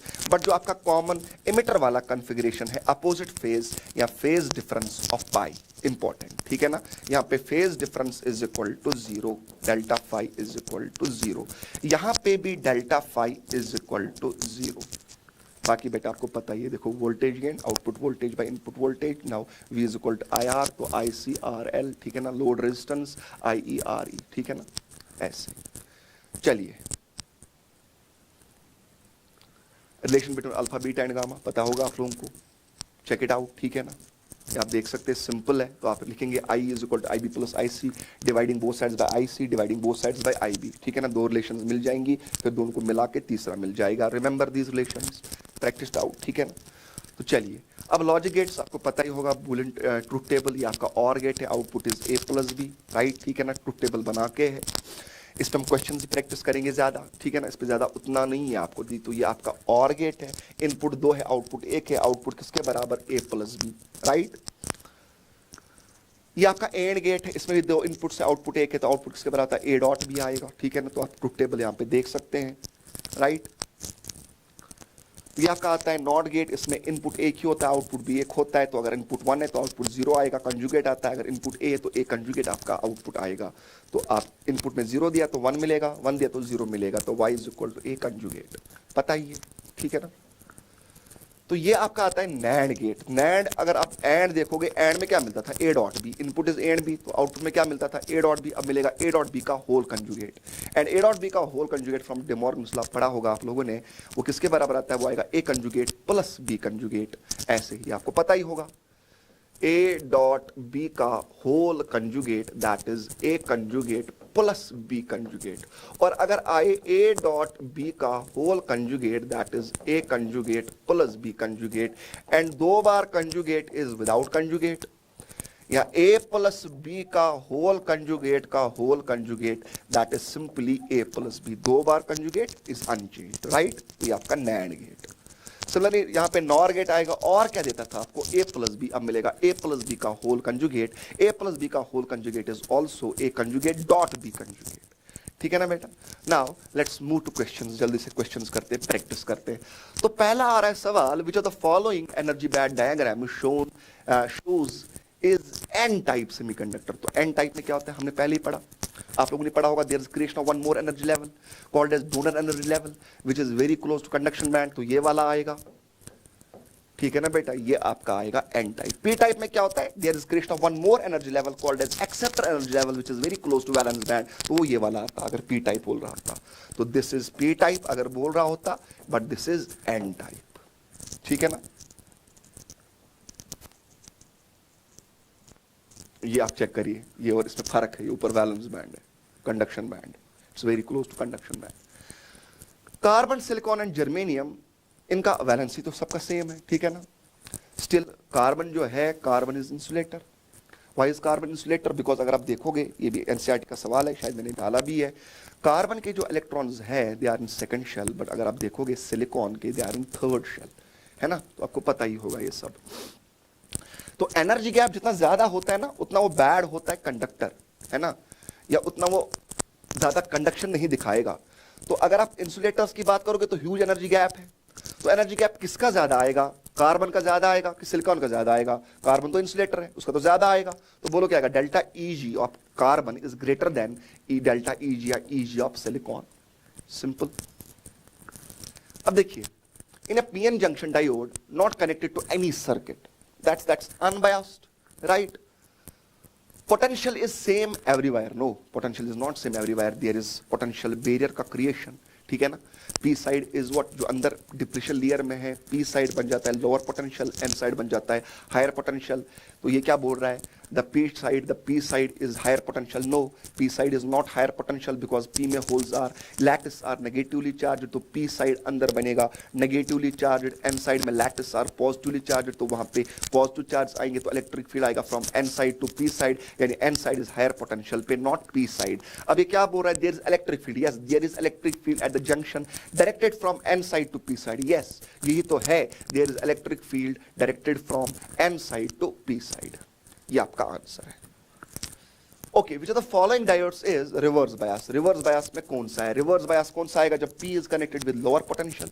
अब यहां पे देखिए, दिस इज ग्राउंड यानी 0 volt and this is -5 volt. 0 ज्यादा कि -5 ज्यादा, 0 ज्यादा। तो P is with higher potential, N is with lower potential. तो ये फॉरवर्ड बायस में है। इसमें देखिए, खुद देखिए, बताइए क्या आ रहा है, यहाँ 10 वोल्ट, यहाँ 5 वोल्ट, 10 इज हाई। इसका मतलब P side is connected with higher potential, N side is connected with lower potential. This is lower potential, this is higher potential, forward bias. ये वाला देखिए आप, इसमें P साइड -10 के साथ, N साइड जो है 0 के साथ। 0 इज हायर पोटेंशियल, 0 जो है this is 0 volt, 0 volt is higher potential, this is lower potential. तो बताइए क्या आ रहा है, तो आपका P side is connected with lower potential, N side is connected with higher potential, this is reverse biasing, ठीक है ना। ये वाला चेक करेंगे, P side is connected with -5 is greater than -12, तो ये हायर पोटेंशियल P साइड, ये lower potential, तो ये भी आ गया फॉरवर्ड बायस में। तो C part is the answer, this one is in reverse biasing. आगे बढ़ते हैं। इन अ पीएन जंक्शन, एक मिनट प्रिय शहीद, अब देखिए, in a PN junction the depletion layer of thickness 10 raise power, यानी विड्थ ऑफ डिप्लीशन लेयर दिया आपको, has potential across it is 0.1 volts. The average electric field is, remember V is equal to E into D, पता होगा आप लोगों को। Barrier potential is given, separation between या आप width of depletion layer is given. तो आपको V दिया गया, D दिया गया, E निकालना है। V के बदले क्या आएगा, 0.1 वोल्ट। E हमें निकालना है, D के बदले 10 रेज पावर -6, है ना, मीटर में। तो ये 10 रेज पावर -6 नीचे आएगा, ये बन जाएगा ऊपर 10 रेज पावर +6 मल्टीप्लाइड बाय 0.1। तो चेक करिए, आएगा 10 रेज पावर 5 वोल्ट पर मीटर। 10 raised power 5 वोल्ट पर मीटर इज द आंसर। चलिए आगे बढ़ते हैं। अभी मैंने आपको बोला था, याद करिए कैसे करना है, सी ट्राई टू अंडरस्टैंड। तो इन दो को आपको क्या करना है, इनपुट किसको देना है, आउटपुट किसको देना है, जल्दी से बताइए आप, ठीक है ना। अभी आपने देखा था, जल्दी देखो, खुद बोलो क्या आएगा। क्या बोल रहा है, input should be given to, अभी तो आपको बोला था बेटा, इनपुट हम किसको देते हैं, इनपुट हम इन दो को देते हैं। तो इसको इनपुट देते हैं, आउटपुट यहां से उठाते हैं और आउटपुट यहां से उठाते हैं ना, वो ऐसे किया था ना, ऐसे ऐसे ये इनपुट दिया था आपने ट्रांसफार्मर से, ठीक है ना, और यहां से आपने आउटपुट लोड रेजिस्टर लगाया था लाइक दिस। तो बोलो क्या आंसर आएगा? इनपुट किसको दिया? इनपुट हमने दिया बी एंड डी को, इनपुट दिया बी एंड डी को, आउटपुट उठाया ए एंड सी से, तो ये वाला इज द करेक्ट आंसर। तो ये सवाल ऐसे आ सकता है। Forbidden energy gap of germanium is, energy gap दिया गया आपको 0.75 electron volts, maximum wavelength of instant radiation photons of producing electron energy hole pair in germanium semiconductor is. आपको क्या निकालना है? वेवलेंथ निकालना है। एनर्जी गैप दिया गया आपको, मॉडर्न फिजिक्स में पढ़ा होगा आपने, lambda is equal to 12400 divided by energy in electron volts, और आपको ये मिलेगा डिग्री एंगस्ट्रॉम्स में वेवलेंथ, यहाँ पे एनर्जी जो है इन इलेक्ट्रॉन वोल्ट्स पढ़ा होगा। तो बताइए लैम्डा किसके बराबर आएगा? तो 12400, अब एनर्जी किसके बराबर है? 0.75 इलेक्ट्रॉन वोल्ट्स, तो ये आपको मिलेगा डिग्री एंगस्ट्रॉम्स में। तो 0.75 is, I can write 75 into 10 raise power -2 पर बनेगा +2 आएगा, 124 टेट्रा 0 डिवाइड बाई 75, ठीक है ना। तो अप्रोक्सीमेटली आप चेक करिए, दिस इज द आंसर, ठीक है ना, this is the answer. A full wave rectifier circuit along with the input and output voltage is shown in the figure. Then the output due to diode D2 is, बताओ D2 diode जो है उसका output कौन सा है? देखिए बेटा, तो पहले ये पॉजिटिव मानेंगे, ये नेगेटिव मानेंगे, ये रिवर्स बायस, ये फुल बायस। तो पहला साइकिल D1 से आएगा, तो ये D1 का। उसके बाद जब पोलैरिटी चेंज होगा, अब ये बन जाएगा माइनस, ये बन जाएगा प्लस, अब ये एलो करेगा, ये ब्लॉक करेगा। अब D2 से जो साइकिल, अब जो साइकिल आएगा वो D2 से आया, तो ये D2 से आया। फिर similarly repeat D1 D2 D1 D2 D1। तो बताओ D2 से कौन कौन सा आया? B एंड D, तो B एंड D आया यहां पे। Okay, a transistor is operated in common emitter configuration at VCC is equal to 2 volts such that a change in base current delta IB दिया गया है। Change in base current delta IB किसके बराबर? 100 micro ampere to 200 micro ampere. तो ये आएगा ना 100 micro ampere, 200 minus 100 यानी 100 micro ampere is change in base current. And change in collector current delta IC भी हमें दिया गया है। Delta IC is 9 milliampere to 16.5 milliampere, that 16.5 minus 9, वो तो बराबर आएगा ना, किसके बराबर आएगा? 6.5 आएगा ना, ना 7.5 7.5 मिली एम्पियर आएगा, ठीक है ना। नाउ हमें क्या बोलना है? तो value of current gain B is, value of current gain बताओ, ये तो कॉमन इमीटर है। कॉमन इमीटर में हम क्या डिफाइन करते हैं? चलो बीटा डिफाइन करेंगे, वट उसने B बोला है, किसके बराबर आता है? जल्दी से बताइए। कॉमन इमीटर में तो आई करंट तो नहीं आएगा, इसमें क्या आता है? Delta IC by delta IB, delta IC by delta IB। Output is IC, input is base, तो या तो IC बाई IB, बट यहाँ पे चेंजिंग है तो delta IC by delta IB। Delta IC के बदले क्या आएगा? 7.5 मिली एम्पियर आएगा। नीचे क्या आएगा? 100 माइक्रो के बदले I can write 10 raise power -3 into milli ampere, because micro is 10 raise power -6, minus तो लिख दिया, तो मिली में भी -3 है, ठीक है ना। तो ये milli ampere cancel, 10 raise power -3 ऊपर जाएगा +3, तो that is 7500 divided by 100, 0 cancel, that is 75 is the answer. चलिए, for a transistor amplifier power gain and voltage gain are, power gain दिया गया आपको, ठीक है ना। Okay, the value of the current gain will be the, जरा बताओ power gain किसके बराबर होता है? पावर गेन होता है ना बराबर किसके बराबर? Output power by input power. Output power के बदले क्या आएगा? I स्क्वायर R, यानी आई आउटपुट स्क्वायर और आउटपुट यानी आउटपुट पावर, आई इनपुट स्क्वायर और इनपुट यानी इनपुट पावर। अब ये आई आउटपुट बाय आई इनपुट, ये तो करंट गेन होता है, तो बोलो क्या आएगा? चलो बीटा नाम रख दिया, अल्फा नाम रख दिया, तो पावर गेन किसके बराबर आया? This is current gain, but ऊपर स्क्वायर है, चलो अल्फा लिख दिया, wire alpha is current gain, wire alpha is current gain, तो किसके बराबर आएगा, तो अल्फा स्क्वायर आया, साथ में R output divided by R input. Voltage gain किसके बराबर होता है, A V, that is power gain. चलो मैं यहाँ पे वीजी लिख देता हूं, दैट इज वोल्टेज गेन। तो बताइए वोल्टेज गेन किसके बराबर होता है, output voltage by input voltage. Output voltage क्या आएगा, आई इंटू आर, यानी I output R output divided by I input R input. तो I output by I input तो अगेन करंट गेन है, तो बोलो वोल्टेज गेन किसके बराबर आएगा, अल्फा साथ में R output by R input.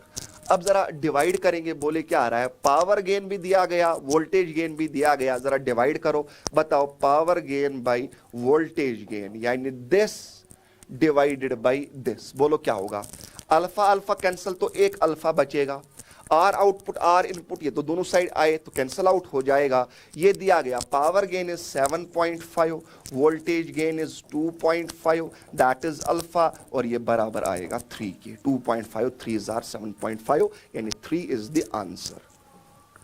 अभी क्या बोल रहा है, सी ट्राई टू अंडरस्टैंड। तो जबानी करेंगे सवाल को, क्या बोल रहा है, in NPN transistor the collector current is 10 milliampere. तो आपको दिया गया आईसी दिया गया है, आईसी इज 10 मिली एम्पियर। तो आई इससे ज्यादा होगा, 10 से ज्यादा, तो आई किसमें से ज्यादा है, तो वो चेक करेंगे, इसमें आई ज्यादा है, इसमें भी कम है, तो आंख बंद करके ये आंसर है, आंख बंद करके। क्यों, बिकॉज आई सबसे ज्यादा होता है। अभी क्या बोल रहा था, चलो सॉल्व भी कर देते हैं। If 90% of electrons emitted reach to collector current, यानी 90% of emitter current is equal to collector current.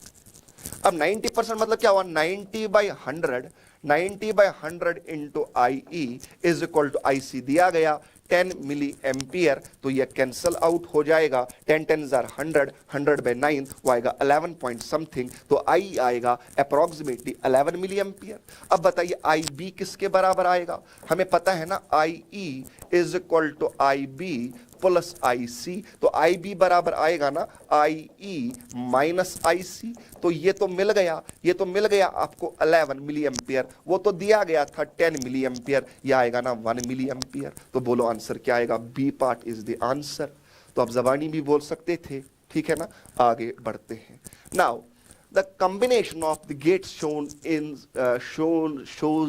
will produce, ये जो आपके पास सर्किट बना के ये किस गेट को रिप्रेजेंट करता है, तो जल्दी से करेंगे। देखिए तो ये आपके पास नॉट गेट आ रहा है, बिकॉज आपका एक्चुअली ये था नैंड गेट, तो दोनों इनपुट्स को मिला के ये बन गया नॉट गेट। ए था तो यहां से ए कंजुगेट मिलेगा, यहां से बी तो बी कंजुगेट मिलेगा।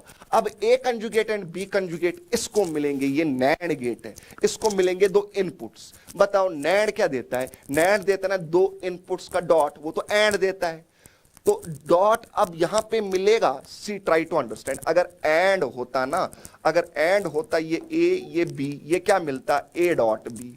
बट अब ये क्या है, अब ये है नैंड गेट, ये तो है नैंड गेट, ठीक है ना। अब क्या मिलेगा, ए डॉट बी तो मिलेगा, बट ए डॉट बी का कंजुगेट मिलेगा, दो इनपुट्स के डॉट का कंजुगेट। अब दो इनपुट्स तो ये है, इनका डॉट, यानी ए कंजुगेट डॉट बी कंजुगेट, इसका होल कंजुगेट।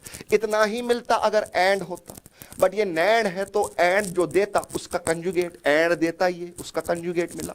अब बेटा यहां पे तो आपके पास अगेन नॉट गेट है, एक्चुअली ये नॉर है, नॉर के दो इनपुट्स मिलाओ तो वो भी बन जाता है नॉट। रिमेंबर, नैंड के दो इनपुट्स मिलाओ वो भी बन जाता है नॉट, नॉर के दो इनपुट्स मिलाओ वो भी बन जाता है नॉट। अब बताओ बेटा ये क्या देता है, ये देता है ना जो आपका इनपुट था उसका कंजुगेट। तो बताओ ये इनपुट जो है, इनपुट ये था A dot A conjugate dot B conjugate का कंजुगेट इनपुट था।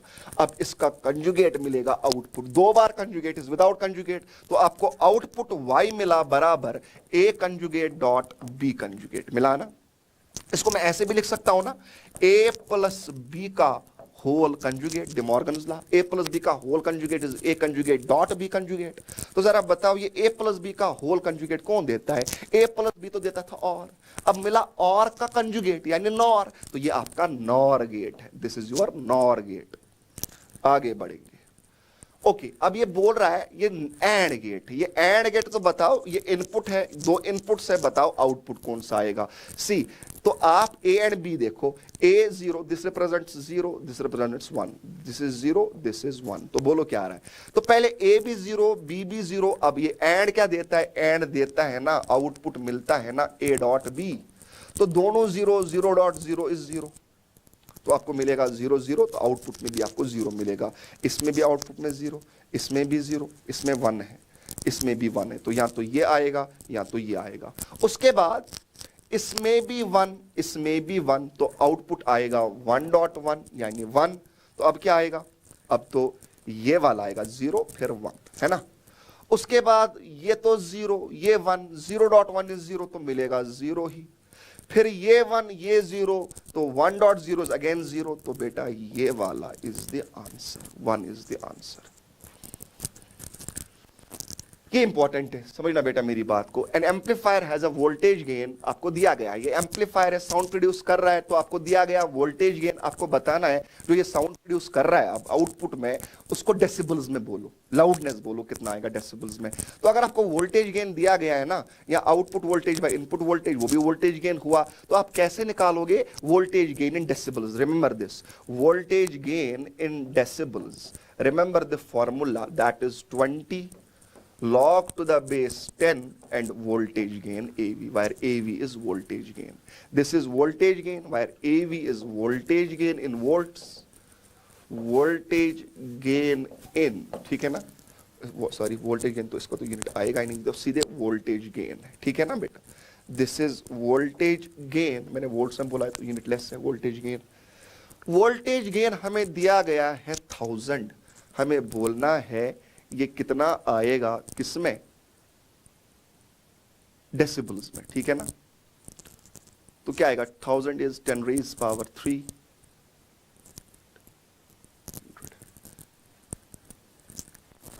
एक मिनट, हाँ ठीक है, तो करके दिखाइए, बोले क्या आएगा। तो ये बराबर आएगा 20 log to the base 10, अब वोल्टेज गेन के बदले क्या आएगा, 1000 है, 1000 इज 10 raised power 3, चला। या फॉर्मूला याद रखना बेटा, remember the formula, voltage gain in decibels 20 log to the base 10 और साथ में वोल्टेज गेन।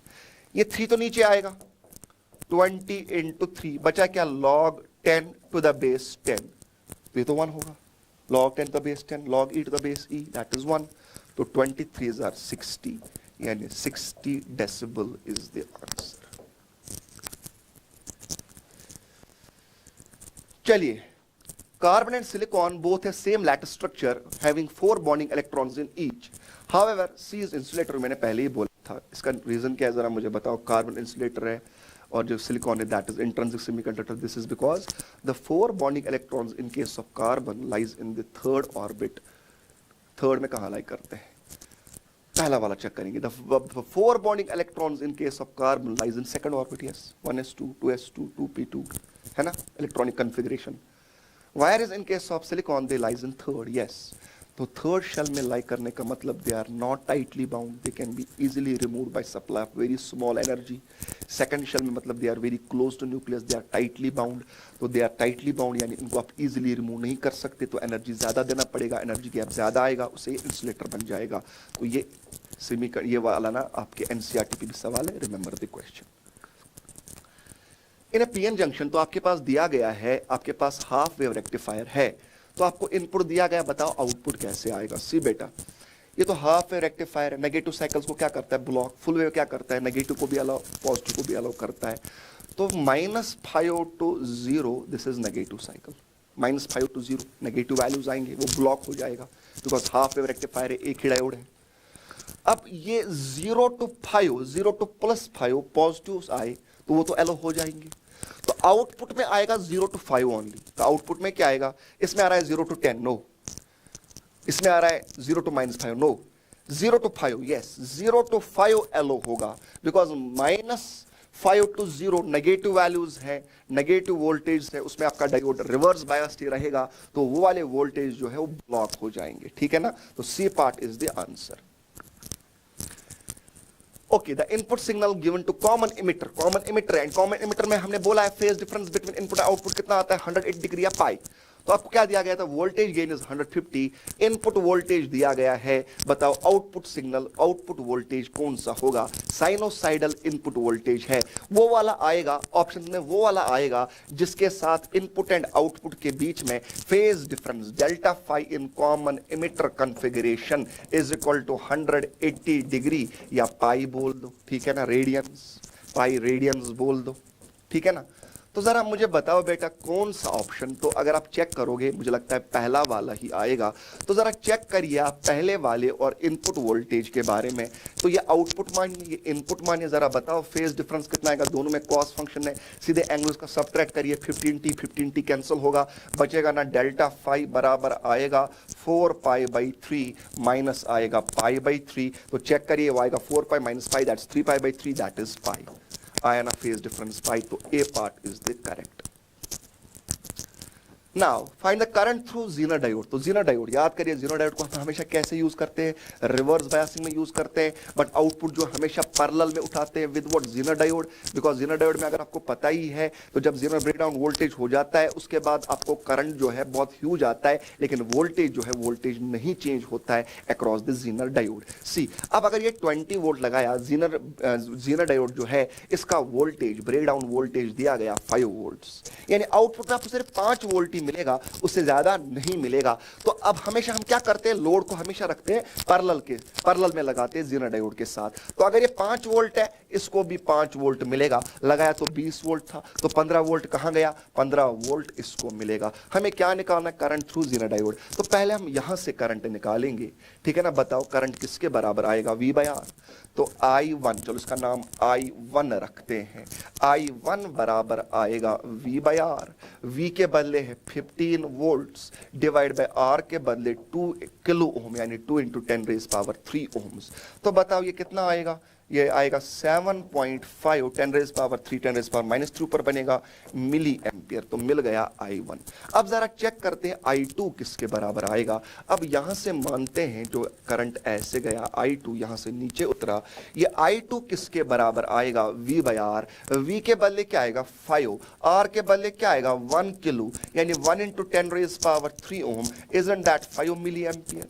तो बताओ बेटा यहां से आया 7.5 मिली एम्पियर, यहां आगे गया उसमें से 5 मिली एम्पियर, बचाना आपका 2.5 मिली एम्पियर, वो जाएगा थ्रू जीनर डायोड। तो current through zener diode is 2.5 milli ampere. Simple Kirchhoff's current law, 7.5 milli ampere आया, 2.5 मिली एम्पियर यहां से गया, 5 वहां से गया, मिला के फिर से आएगा 7.5 मिली एम्पियर, यानी 2.5 milli ampere is the answer.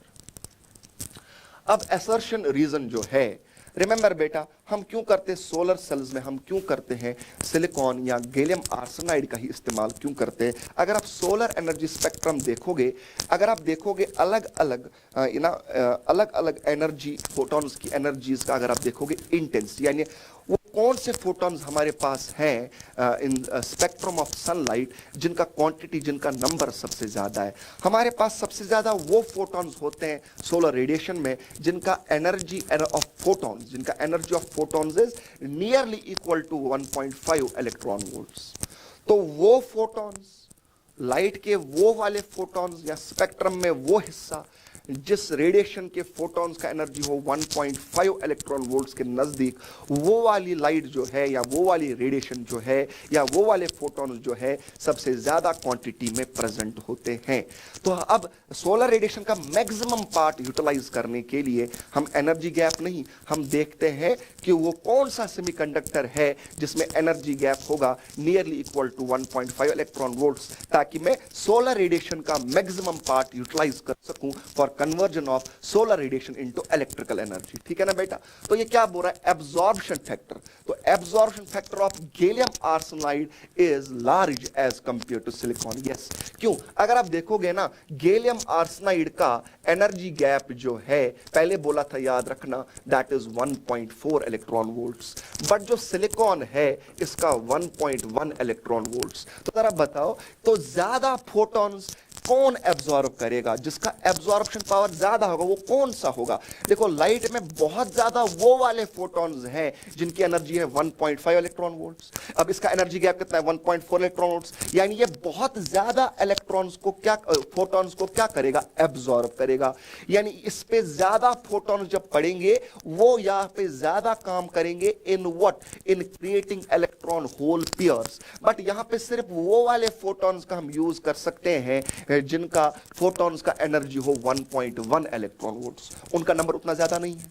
ज्यादा कौन से फोटॉन्स हैं, ज्यादा वो फोटॉन्स हैं जिनका एनर्जी गैप क्या है, एनर्जी क्या है, energy of photons 1.5 electron volts. फिर से मैं बोलूंगा ये पॉइंट, आराम से देखिए मैं क्या बोल रहा हूं। लाइट में अलग अलग रेडिएशंस हैं, अलग अलग रेडिएशंस में अलग अलग फोटॉन्स की एनर्जीज हैं। अब हमारे पास वो कौन से फोटॉन्स हैं जिनका नंबर सबसे ज्यादा है in radiation, that's coming from the sun. Sunlight से अगर आप देखोगे एनसीईआरटी पे ग्राफ भी है, तो सोलर रेडिएशन जो आ रही है सबसे ज्यादा वो फोटॉन्स उसमें हैं जिनका एनर्जी है 1.5 इलेक्ट्रॉन वोल्ट्स। अब मुझे सोलर सेल बनानी है, मैं चाहूंगा ना ज्यादा से ज्यादा सोलर एनर्जी या सोलर फोटॉन्स को मैं यूज करूं, यूटिलाइज करूं for creation electron hole pairs, for producing current, for producing for conversion of solar energy into electrical energy. तो ज्यादा से ज्यादा फोटॉन्स आप कब इस्तेमाल कर सकते हो, जब आप वो वाला सेमीकंडक्टर लोगे जिसमें एनर्जी गैप आएगा उतना ही जितना फोटॉन्स का एनर्जी है। तो मैं वो सेमीकंडक्टर लूंगा, एग्जांपल गैलियम आर्सेनाइड है, तो मैं ये वाला सेमीकंडक्टर लूंगा, इसमें एनर्जी गैप है 1.4 इलेक्ट्रॉन वोल्ट्स, यानी ये बहुत ज़्यादा फोटॉन्स को एब्जॉर्ब करेगा ताकि यहाँ पे ज़्यादा से ज़्यादा हम सोलर रेडिएशन को इस्तेमाल कर सके for conversion solar energy into electrical energy. तो assertion is true. Energy gap assertion क्या है, एनर्जी फैक्टर किसका, इसका एनर्जी जो है एब्जॉर्प्शन फैक्टर जो है गैलियम आर्सेनाइड का, that's larger than that of silicon. दूसरा क्या है, energy gap is more for silicon. Yes, energy gap तो है सिलिकॉन का 1.4 इलेक्ट्रॉन वोल्ट्स, बट सिलिकॉन का है 1.1 electron volts. But your reason is not explaining, it's not about energy gap. Absorption factor इसका is not because of energy gap, it's because of the matching of energy gap with the photons energy which are present in maximum number. तो वो इसका explanation है, not this.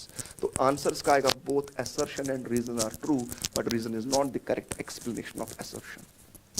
Last one. An electric field is applied to a semiconductor. Let the number of charge carrier density is n and the average drift velocity is v.